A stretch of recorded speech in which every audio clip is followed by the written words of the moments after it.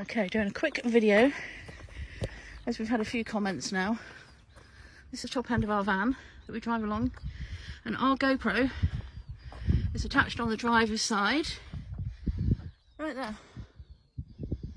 so it's not visible from inside the vehicle at all, so it's not a distraction. However, obviously that being the driver's side, when you're driving with the fish angle lens that we use to give us the widest view possible so that we get the best views, it obviously can look like I'm running down the middle of the road. But obviously if you pay attention and watch the videos, you will realise that everybody gets past us. Even on the lanes, we're nicely tucked in. We're not driving in the middle of the road unless it's a single lane.